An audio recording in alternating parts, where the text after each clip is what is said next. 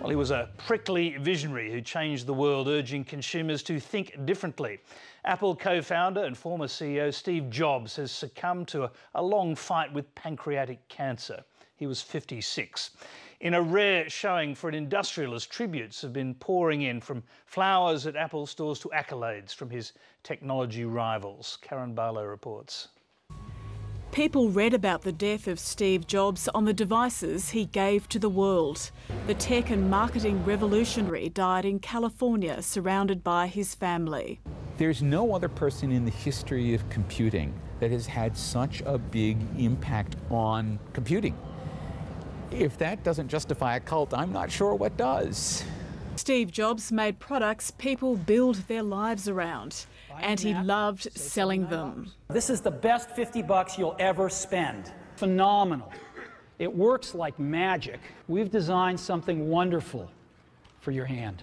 He created products that people really loved, and it's affected how they live their lives. They're pretty different. I think other people are constantly trying to catch up to Apple. It's not like the other way around.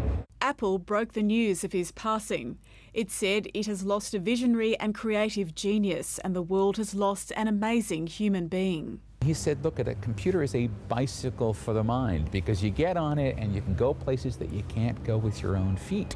And really, I think that was his goal, is that he wanted to bring these bicycles of the mind to everybody. And in the end, he did, because we now all have really smart, really well-connected devices in our pockets that do provide us with those wheels. Today's iPods, iPads and iMacs had their origins in a California garage in 1976. There, Steve Jobs and high school friend Steve Wozniak created their computer and company, leading to the mouse and the Macintosh. On January 24th, Apple Computer will introduce Macintosh.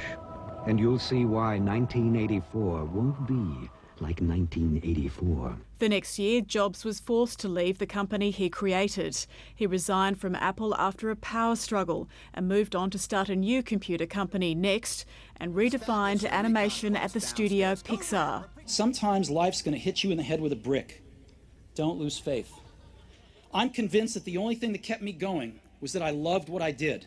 You've got to find what you love, and that is as true for work as it is for your lovers. Apple stumbled without Steve Jobs, and Steve Jobs stumbled without Apple.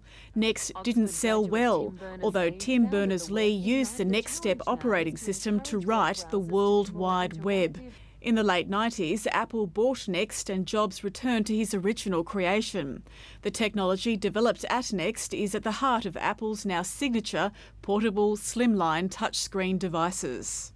These are post-PC devices that need to be even easier to use than a PC, that need to be even more intuitive than a PC. Steve Jobs was a perfectionist who demanded the best from people around him. His efforts have turned Apple into the world's largest technology corporation. But as his fortunes rose, his health failed. He was diagnosed with pancreatic cancer in 2004. Here in 2005, he thought he'd beaten it. If you haven't found it yet, keep looking and don't settle. As with all matters of the heart, you'll know when you find it.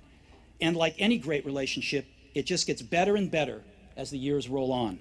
So keep looking. Apple is locked in a legal battle with rival Samsung over alleged smartphone patent infringements. But even Samsung took time out to join the likes of Bill Gates and Barack Obama in praising Steve Jobs today. Apple's new chief executive, Tim Cook, launched a new iPhone yesterday to less than impressive reviews. It turns out the company was holding fire while it had something more personal to deal with.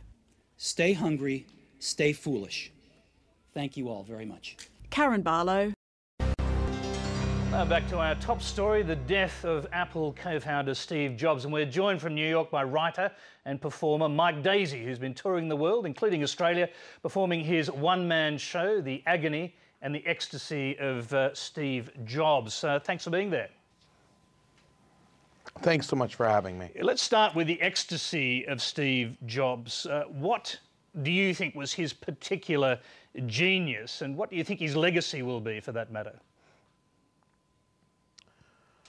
Well, I think it's heartbreaking today. I think that we'll never actually know how much we've lost.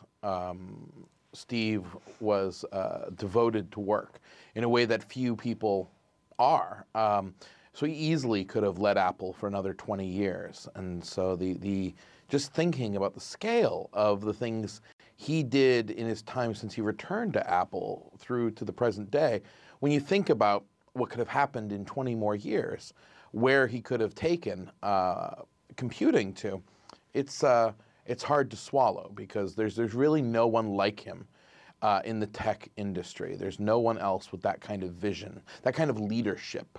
The tech industry is actually an industry of followers, and Steve has, for a generation, been the leader of the entire computing movement. Did he really change the world, as a lot of people are saying today?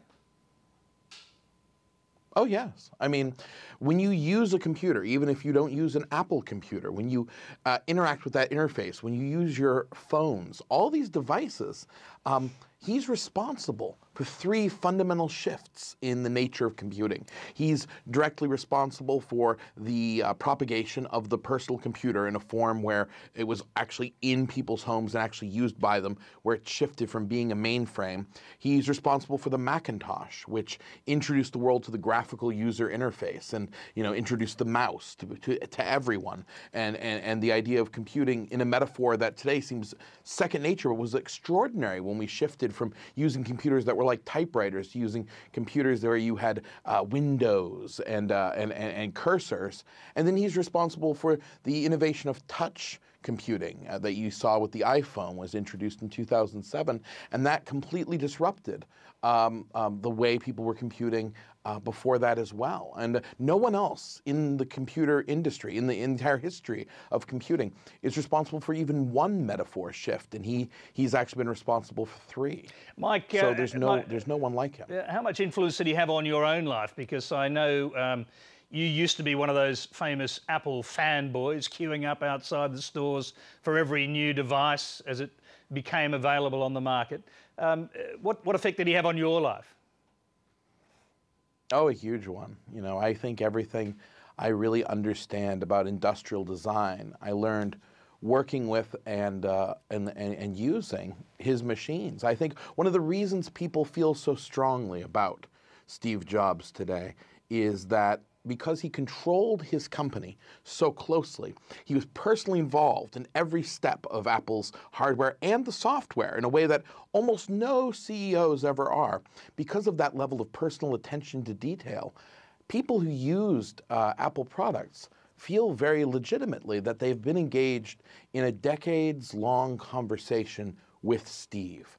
That in their day-to-day usage, when they use these devices, they can see the human side of his attempts working through and with Apple to make devices that work well. And so for me, my entire life in computing has been defined by Steve Jobs in a very direct way. It's interesting, isn't it? Because he wasn't himself a technological genius. He employed technological geniuses. In fact, his original partner in Apple, Steve Wozniak, was the computer designer of the original Apple Macintosh computers. So what was it that made him so fundamentally important if he wasn't himself technologically as fluent as these others? Well, I mean, he wasn't completely unversed. He just wasn't what you would classically call a geek in tech speak. You know, he was more like Barnum. He was a showman. He was an inventor, entrepreneur. He had the skill to take things that you didn't even know that you wanted and make you need them.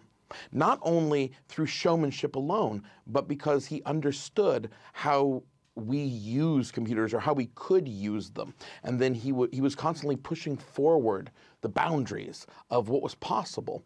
And he did it with a tremendous amount of panache, a tremendous amount of drive in an industry that is actually devoid of these things. You know, an industry run by people who are honestly introverted and honestly not very good at taking the stage and understanding human impulses. Jobs was so good at that. Let's go back to the beginning, because I've seen you quoted as saying that Jobs started out as someone whose devices were forged out of piracy. What did you mean by that? Well, I mean, the very first thing that he and Steve Wozniak worked on together, their very first project, was a pirate box. It was a box that lets you hack into the telephone company and steal long-distance calls. And they didn't just make one of them. They made hundreds of them, and they sold them to everybody. I mean, there's actually a famous story about the fact they were testing this box.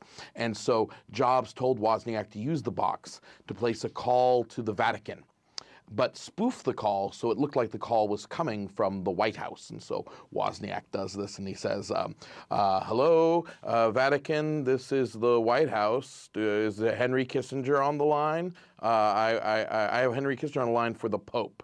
And the Cardinal, or whoever answers the phone at the White House, at the Vatican in the middle of the night, says, he's sleeping, but please hold on, we'll go and wake him. And Wozniak freaked out, and hung up the phone. I mean, these guys were pirates. They were rebels, you know. They were doing things that, that no one had ever thought of before, and that's how they created this movement. I mean, it very much was born out of an anarchic sense of 1960s sort of countercultural freedom. Yeah, there's a great story